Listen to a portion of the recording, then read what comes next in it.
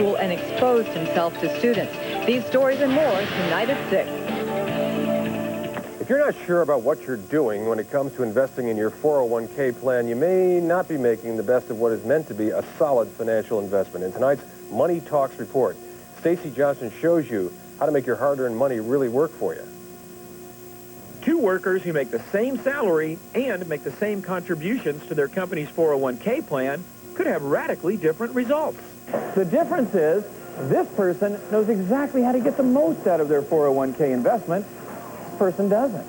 But just following a few simple tips, though, can make you a lot more like this person. For example, you obviously want to contribute as much as possible to your plan, but definitely try to contribute at least as much as your employer will match. In other words, don't leave free dough on the table. Depending on your company's plan, you'll have options on how your 401k money is invested. You want variety. Invest more in stocks when you're young and more in bonds and money markets as you get older. One rule of thumb, subtract your age from 100, and that's the maximum percentage that you should have in stocks. So if you're 20, 80% stocks. If you're 60, no more than 40%. Finally, pay attention, but not too much. People who make the most of their 401k watch their quarterly statements, but they don't fret about the daily ups and downs. So give it some time, but if you are a consistent loser, make some changes. For Money Talks, I'm Stacy Johnson. Money Talks is brought to you by Consumer Credit Counseling Service, a nonprofit United Way agency. If you've got credit problems or just want to get control of your budget, financial solutions are a phone call away. Call 800-330-2227 for a free counseling session.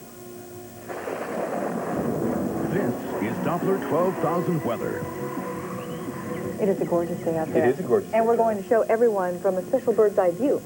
Special bird's eye view. Actually, it's not gorgeous everywhere, as you'll see in a moment, but over Sunfest with Sky 12, you can see a beautiful day. And we're looking into the downtown West Palm Beach area. And, of course, you're looking at Sunfest right along the perimeter there, right along Flagler Drive. And just a beautiful... We're zooming in, trying to find Al Peffley. Al Peffley, where did you go? We saw him eating that hot dog. Speaking of hot dogs, did you know there are 2,000, I think a little fact here, 2,000 hot dogs consumed, including the now famous Al Peffley hot dog. How about that? He's got one out there eating away.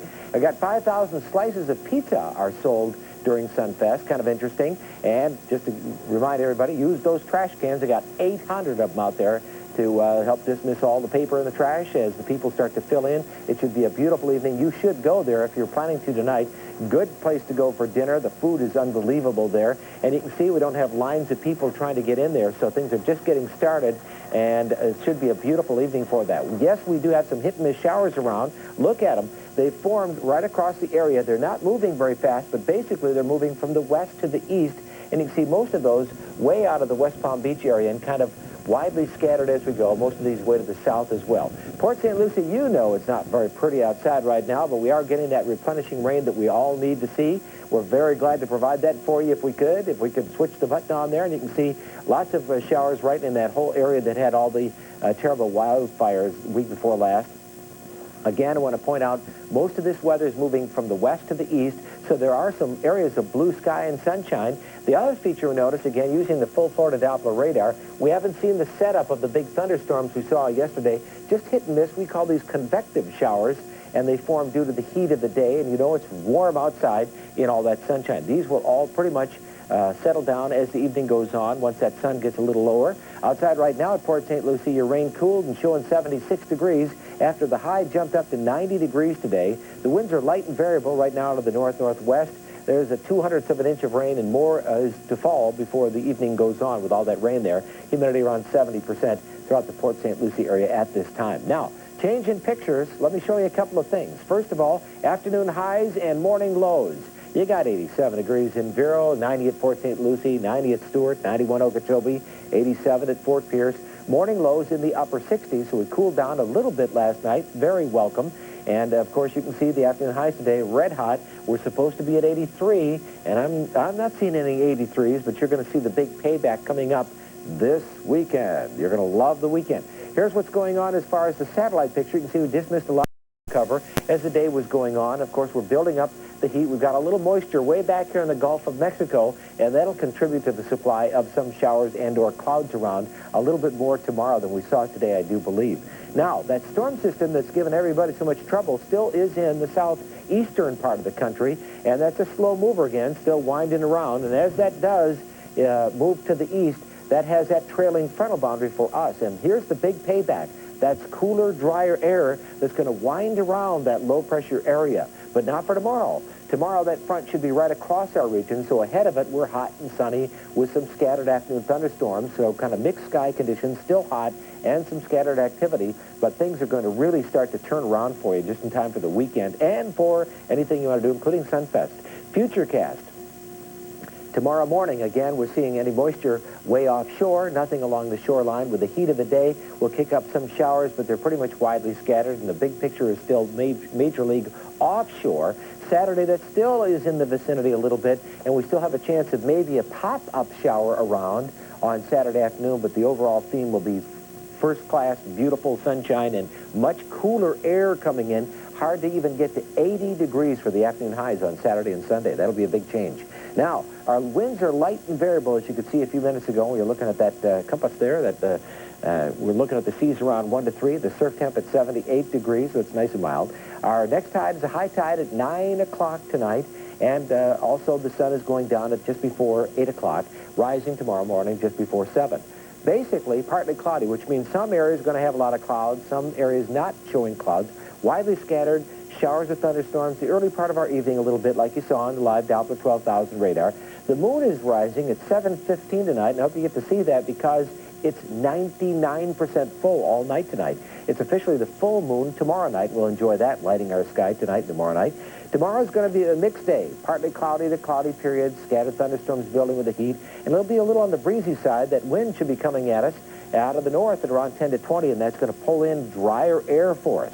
So, look at here, a chance of some scattered activity on Friday, maybe even Saturday a little bit, but I want to feature a lot of sunshine for everybody, and our afternoon highs dropping down to the 80s for the weekend. Now, we're going to start doing something else that's cool. What's that? We're going to start using traffic updates here on the news. All right. And we're going to start Good doing time for that. Yeah, especially with the Sunfest, because we know a lot of people are concerned about that. So traffic reports coming up, and we're going to start doing that every day, 5, 5:30, and 6 o'clock.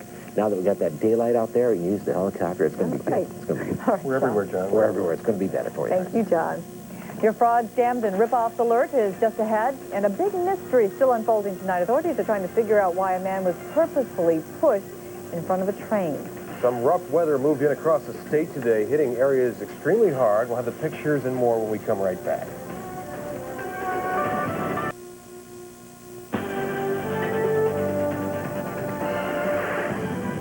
New York City man is in critical condition after being deliberately pushed in front of a fast-moving train. It happened last night in Manhattan. According to witnesses, the victim was just waiting for his train when a homeless man came up behind him and pushed him. Today, the homeless man is in custody, charged with attempted murder. In California, at least 70 people were injured in a 100-car pileup. It happened last night in Colton. The cars were strewn across the roadway. A number of the injuries were serious. Bad weather started that chain reaction.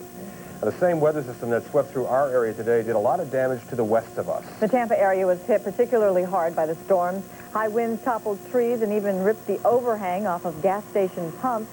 There were reports of egg-sized hail. That's really big. No one was hurt, though. Well, you want to help a charity that's close to your heart, but you worry about it. You worry where your money will go. Well, there's a way to make sure that it goes to the right place. And we've got more in tonight's Fraud, Scams, and Rip-Off Alert. Investigators are taking action against a Delray Beach boy who allegedly caused quite a scare at his school. News 12 at 5. We'll be right back.